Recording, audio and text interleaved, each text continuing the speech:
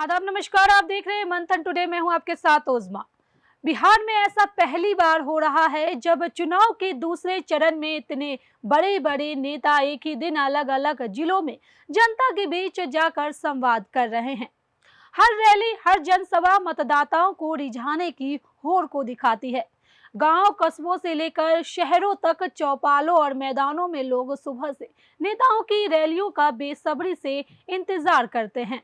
महिलाएं, युवा, किसान, अल्पसंख्यक, हर वर्ग की हिस्सेदारी इन सभाओं में देखी जा सकती है और उनके सवालों और वोटों का महत्व सभी दल अच्छे से समझ रहे हैं। दूसरे चरण की वोटिंग में जिन प्रमुख नेताओं के भाग्य का फैसला होना है, उनमें अनेक बड़े चेहरे शामिल हैं। एनडीए से कई मंत्री, पूर्व मंत्री और ताकतवर विधायक, महागठबंधन से वरिष्ठ विधायक, नवोदित युवा उम्मीदवार और पूर्व आईएएस आईपीएस अधिकारी तक इस बार मैदान में हैं। खासकर सीमांचल, मिथिलांचल, कोसी, चंपारण, मगध अंचल की सीटों पर भाजपा, जेडीयू, आरजेडी, कांग्रेस, बसपा, वाम दल, एआईएमआईएम जैसी पार्टियों के बड़े चेहरे की प्रतिष्ठा दांव पर लगी है। बिहार में दूसरे चरण में 20 जिलों की 122 सीटों पर वोट डाले जाएंगे, जिनमें 1300 से ज्यादा उम्मीदवार अपनी किस्मत आजमा रहे हैं। इनमें से कई विधायक, पूर्व विधायक, मंत्री, सांसद की सीटें भी हैं। यह भी दिलचस्प है कि दूसरे चरण की चुनावी रण में 43% उम्मीदवार करोड़पति बताए जा रहे हैं, जबकि लगभग 32% पर आपराधिक मामले दर्ज हैं। लगभग 133 महिलाएं भी मैदान में हैं, जिससे मुकाबला त्रिकोणीय और कई स्थानों पर सीधा होता जा रहा है। भाजपा, जेडीयू और राजद कांग्रेस के बीच सीधी टक्कर वाली सीटों पर परिणाम न सिर्फ उम्मीदवार बल्कि शीर्ष नेताओं की प्रतिष्ठा से भी जुड़ जाता है। इसलिए सभी दलों ने प्रचार के आखिरी दिनों में अपनी पूरी ताकत झोंक दी है।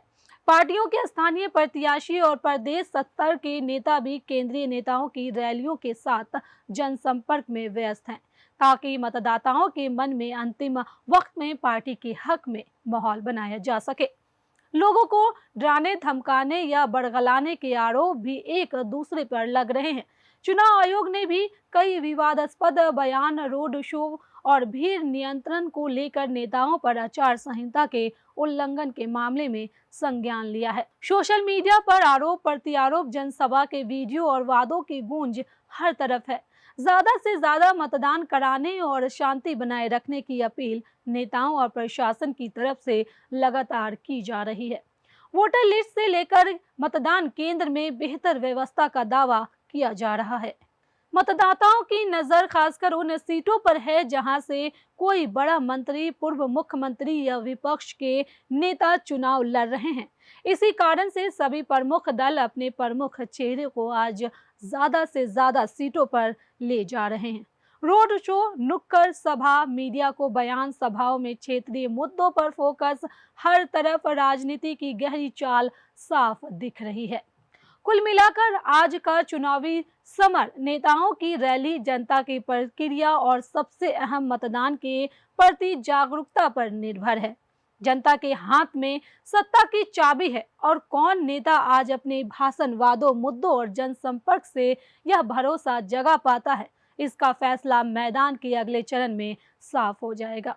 यह चुनाव न सिर्फ प्रत्याशियों की जीत हार बल्कि बिहार की राजनीति की दिशा भी तय करेगा। बिहार में गठबंधन की सरकारें बनती है, इसलिए गठबंधन के सभी दलों के बड़े नेता एक साथ मैदान में उतरकर एकजुट का संदेश दे रहे हैं और एक दूसरे के समर्थकों को एक मंच से संबोधित कर रहे हैं। बिहार के चुनावी इतिहास में एक नया और महत्वपूर्ण चलन यह दर्शाता है कि पार्टियां इस चुनाव को बेहद गंभीरता से ले रही है और पारंपरिक राजनीतियों से हटकर नए तरीके आजमा रही है, ताकि हर वोटर तक अपनी बात पहुंचाई जा सके।